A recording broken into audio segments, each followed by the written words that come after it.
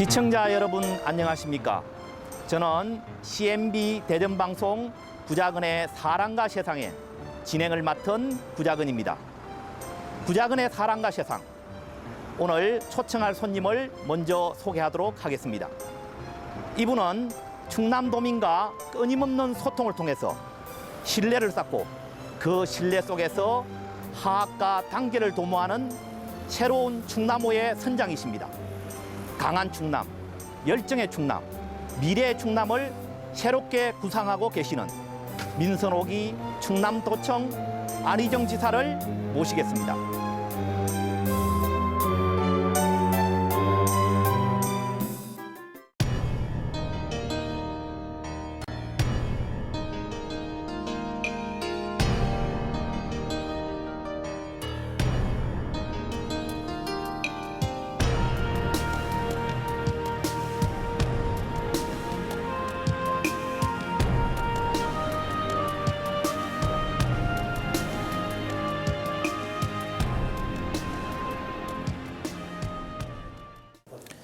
오늘 구자근의 사랑과 세상, 젊은 충남, 열정의 충남, 강한 충남으로 충남 도민들에게 꿈과 희망을 주는 새로운 선장이십니다.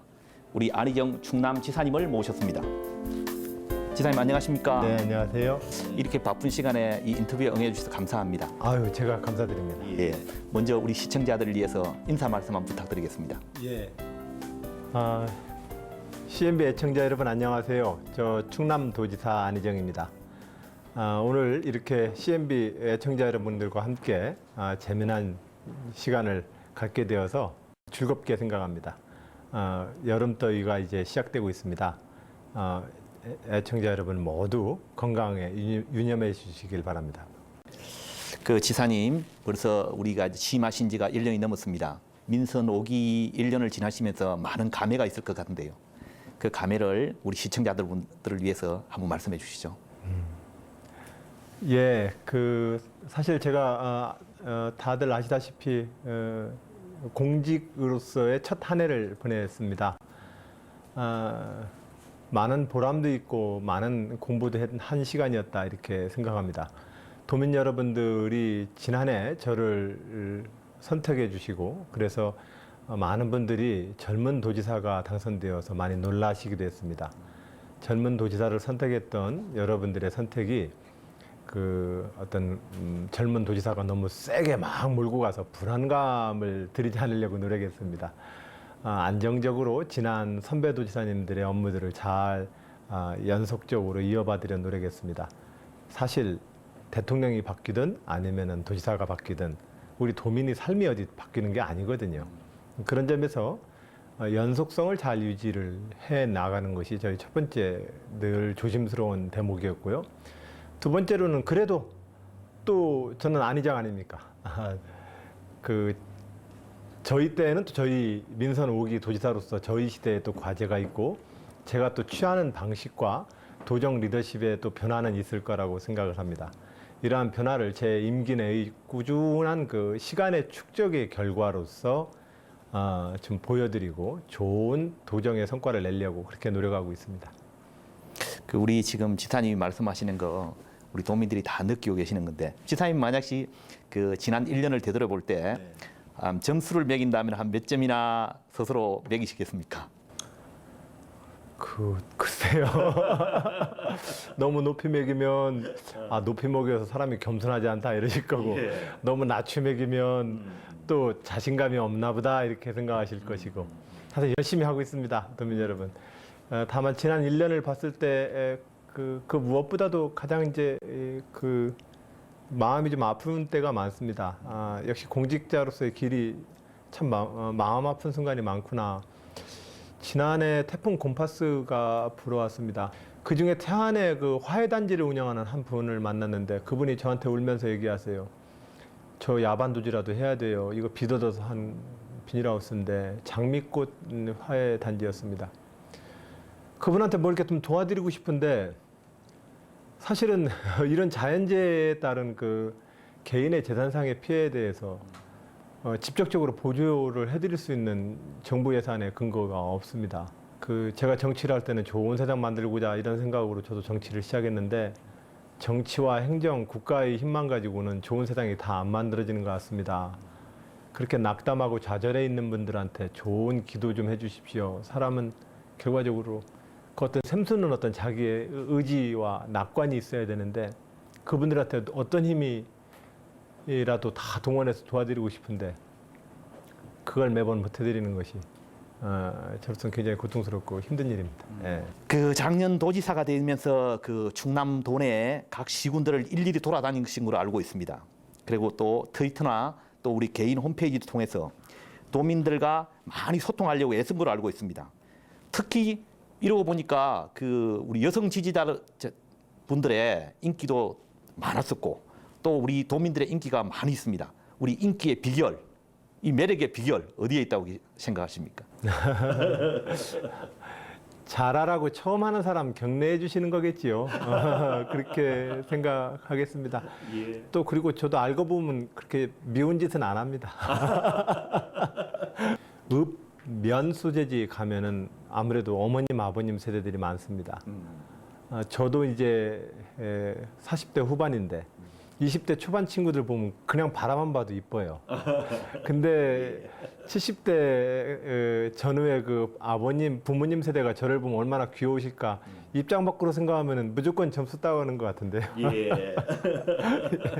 그런데 우리 그 인기 있는 지도자분들의 특징이 있더라고 보니까 이 논리적이고 과학적인 왼쪽 뇌만 발전된 게 아니고 문학적이고 예술적인 오른쪽 뇌가 많이 발달돼 있더라고 보니까 그렇습니다. 정치인 안희정보다는 그 인간 안희정, 또 남자 안희정, 또 아들로서의 안희정, 아버지로서의 안희정 이런 그 사람 냄새 나는 안희정에 우리가 초점을 맞췄습니다.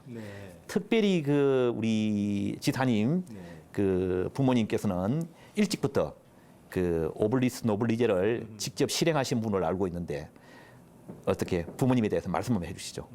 저희 동네에 양지리 산이 있는데 양지리 산이 좀 높습니다.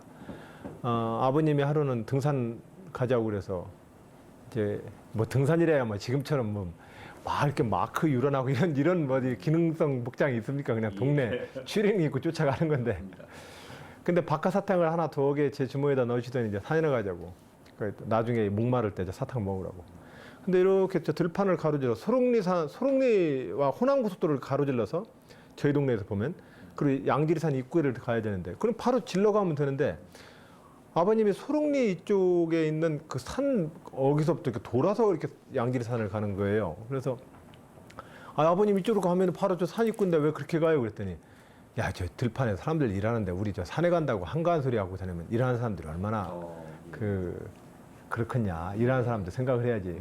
이런 배려하는 어떤 이 마음들을 참 많이 배웠어요. 부모님으로부터. 네.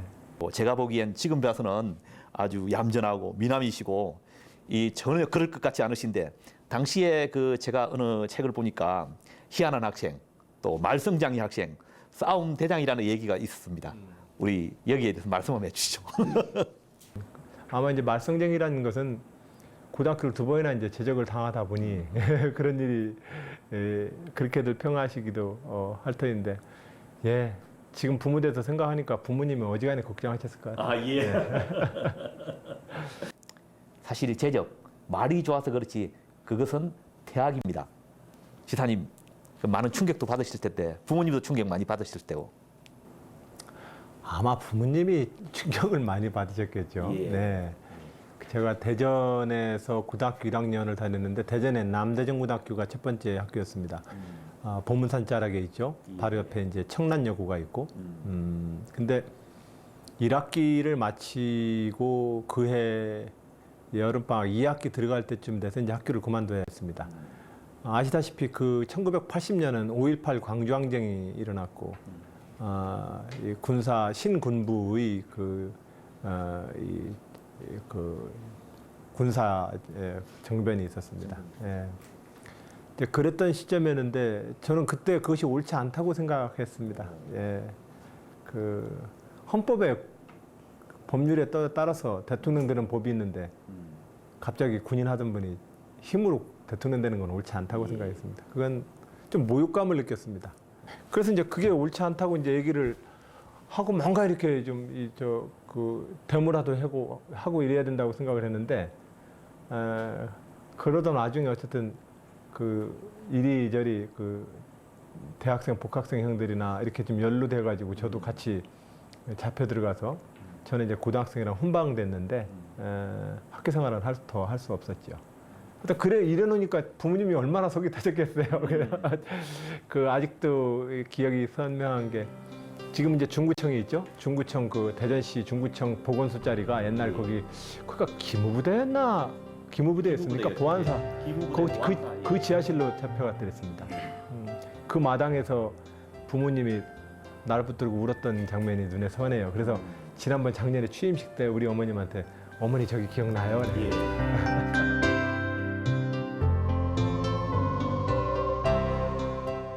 금융고시로 대학에 들어가시고 그럼 또 그 다음에 이제 정치에 입문하게 되시는데 이 정치에 입문하게 되시는 계기를 오늘 한번 들어보고 싶습니다.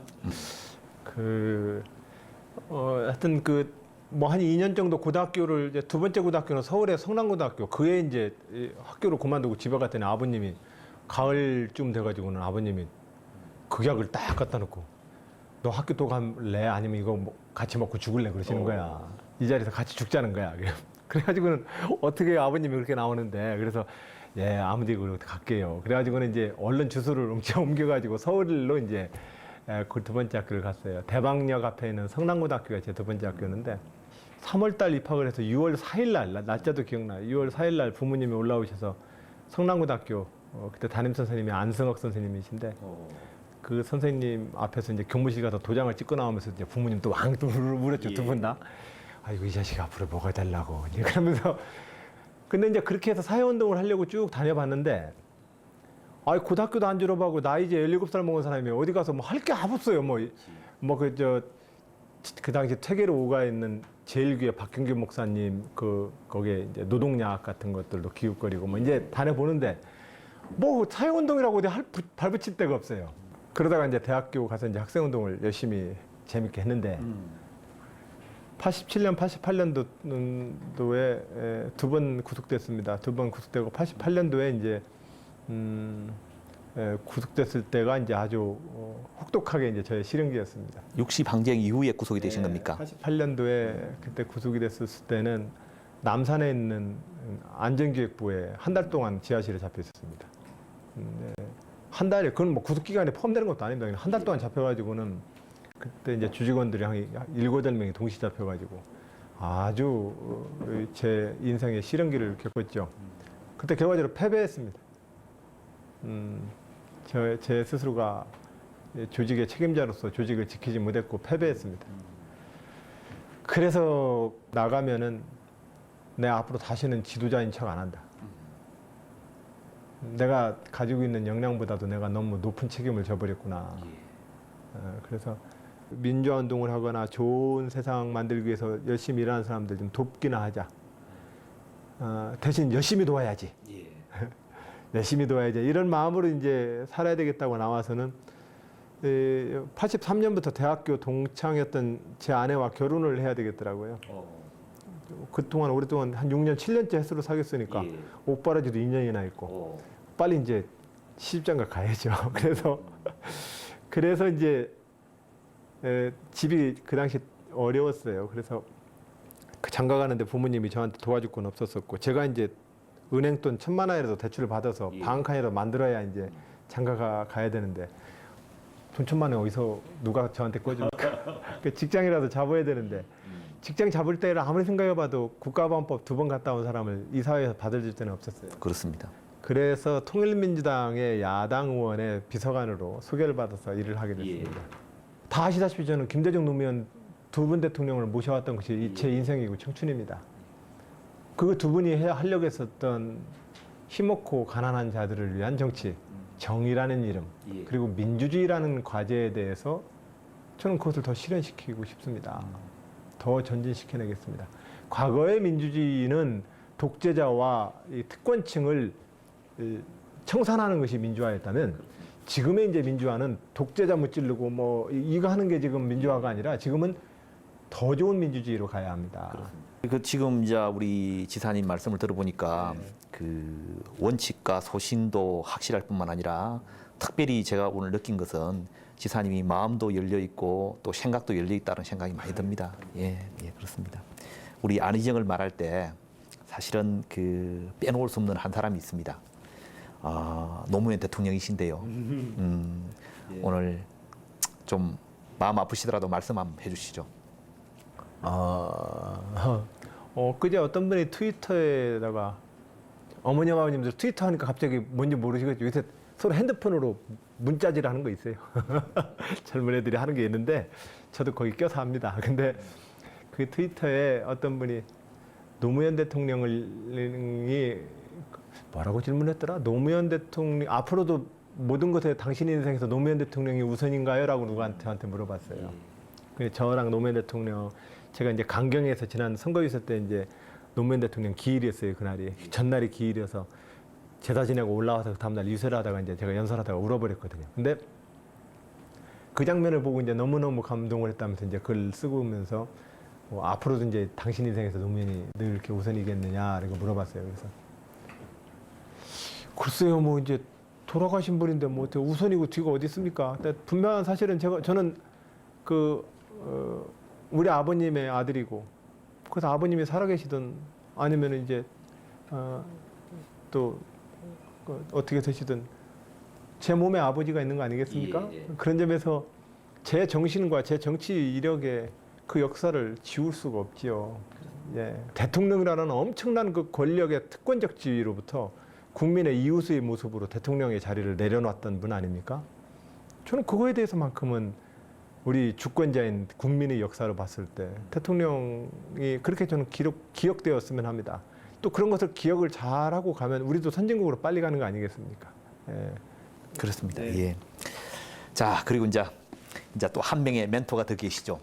또 특별히 그 뭡니까? 제가 알기로는 대학 때 친구였다 우리 사모님을 만난 걸 알고 있습니다. 네. 그 우리 사모님 얘기 한번 해주시죠. 어린 나이에 첫사랑에 눈이 멀어서 결혼한 가장 불행한 사태라고 어떤 분이 저희들 부부를 그렇게 표현해 주시던데 그러면서 하여튼 뭐 나이 이제 46까지 옥바라지를 3번을 총 했으니 아내한테 잘 해야죠. 예. 그리고 이제 제가 야당 시절 노무현 대통령을 모시고 하던 시절에 어려웠던 그 10여 년 동안 어떤 제 아내가 교사 생활을 하면서 열심히 또 이제 가정도 꾸려 가졌습니다. 그 바람에 이제 제가 조금 더 제 일에 전념할 수 있었지 않았는가. 이 여름철 건강을 어떻게 지내는지 지사님 한번 물어보고 싶습니다. 차든 부모님이 저를 좀 건강하게 낳아주셨습니다. 그래서 어렸을 때부터 늘 운동을 잘하고 즐겨하고 잘했던 편입니다. 그래서 그리고 어렸을 때는 어떤 그 유행이 불었는지 모르겠는데 초등학교 한 5학년인가 이때부터 새벽 한 5시, 8시에 일어나서 마을 뒷산에 올라가는 그 동네 꼬마아이들의 모임이 있었습니다. 탄광 개발을 하다가 그만둔 그 굴이 있어요. 거기 가면 이제 물이 이렇게 고여 있어가지고 땀방땀방 물소리가 나고 그 산속에 나는 산속의 굴에 그 물고 있으면 무섭거든요. 그거. 그 깊이를 알 수가 없고 잘못 빠지면 지구 중심까지 떨어질 것 같은 막 공포가 확 들잖아요. 근데 거기 가서 이제 아침에 이제 세수하고 그리고 이제 다른 줄기로 내려오면 구자곡 초등학교 운동장으로 이제 그 줄기가 이어져요. 거기서 이제 아침 공치하고 이제 들어오고. 요즘에도 젊은 친구들한테 2가지를 늘 얘기합니다. 헝클어진 머리 빗질 안 하면 머리가 보기 싫지요. 머리 윤기도 안 흐르고. 그래서 뭐 해요? 그러면 빗질하지요. 마음도 마찬가지예요. 마음도 빗질 안 하면 엉켜요. 근데 마음을 빗질하는 방법은 2가지가 있어요. 하나는 독서하는 것. 그러니까 생각하면서 독서를 할 때 마음이 빗질이 되고 2번째로는 운동할 때 마음의 빗질이 돼요. 그래서 독서와 운동을 꾸준히 하세요. 그러면 머리카락 엉키듯이 마음이 안 엉켜요. 그래서 이제 2가지를 마음의 빗질이라고 해서 이제 늘 제가 사인을 해달라면 써주곤 해요. 운동을 이제 좀 하려 합니다. 근데 요즘은요 벅차요. 대전고등학교 운동장에 가서 뛰어요. 저녁에 뛰는데 옛날 같으면 이제 뛰어자고 뛰면은 이게 뛰어졌는데 요즘은 이게 근력이 떨리는 건지 마음에 힘이 딸리는 건지 모르겠는데 뛰다 보면 지쳐서 못 뛰겠더라고요. 이제 앞으로 이루고 싶은 계획, 포부 우리 집사님 무엇보다는 먼저 이 젊으신 지사님이기 때문에 클 줄 아는데 오늘 그거 우리 시청자들을 위해서 한 말씀 해주시죠. 자기가 자기 인생을 행복하게 살아가는 길들을 찾는 그런 시대가 이제 된 거 아닌가 싶어요. 그런 시대가 되려면 우리 사회가 좀 더 공평하게 책임지고 공평하게 참여를 해야 합니다. 그래야 그런 사회에서 각자 자기의 행복의 어떤 룰을 만들 수 있습니다. 저는 그래서 제가 도정을 펴는데 농업 정책을 펴든 기업 정책을 펴든 아니면은 뭐 그 어린이집이나 각종 사회 복지 시설에 대한 정책을 펴든 반드시 우리 공직자들한테 전제합니다. 도민들과 함께 했으면 좋겠습니다. 결과적으로 지금 시대에는 우리가 각자 맡은 처지 내에서 주권 재민이라고 하지 않습니까? 대한민국 주인은 우리 도민 여러분입니다. 주요 정책에서 참여를 해주셔야 합니다. 그리고 그렇게 그런 참여를 통해서 도정과 우리가 살아가는 일에 대한 주민들의 그 참여가 우리 사회를 한 단계 이제 더 도약시킬 거라고 생각을 합니다. 똑똑한 마지 키워서 집안을 일으키자고 했던 시대는 이제 과거의 일 아닌가. 지금은 모든 형제가 다 같이 노력해서 같이 살아야 합니다. 제가요, 업적 뭐라고 얼른 자랑 못해도 용서해 주세요. 업적이 뭡니다라고 이렇게 얘기하려면은요, 토목공사 해야 돼요. 다리 놔두고, 강당 놓고. 그리고 막 그거 가지고 나 이렇게 일 많이 했어요라고 보여줘야 돼요. 왜냐면 보여주려면 그거밖에 없습니다. 근데 사실은 그건 국민들한테 이익이 아닙니다. 이제 더 이상 다리 안 뚫리고 전기 안 나가지고 우리 지역 낙후됐어 소리 할 만한 지역은 없습니다. 그리고 지금 국도 2차선, 그 4차선으로 늘려놓는다 할지라도 쌩쌩 달리는 차 때문에 우리 동네 마을 그 집에 벽에 금박이 나갑니까? 제 말이 좀 어렵죠? 근데 저 열심히 할게요.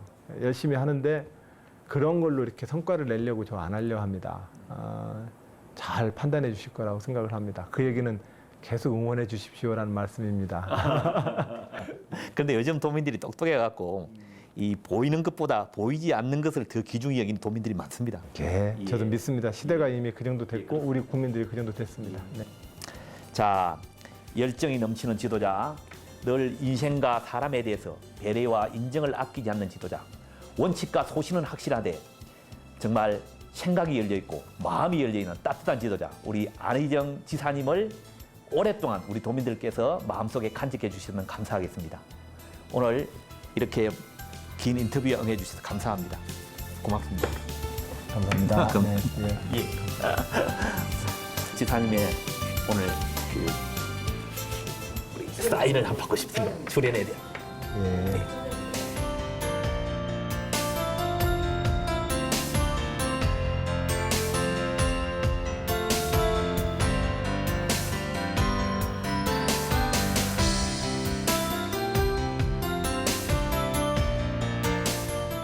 이 노무현 대통령이랑 처음 정치 시작할 때 슬로건을 뭘 하면 좋을까 이러다가 대통령이 사람 사는 세상을 또 몇 개 있었는데 이거 좋겠네 그러셔서 이걸 썼는데 저도 그때부터 맞아요. 우리가 옛날 불러던 노래 중에 사람 사는 세상이라는 노래가 있어요. 학생 운동할 때. 예. 예.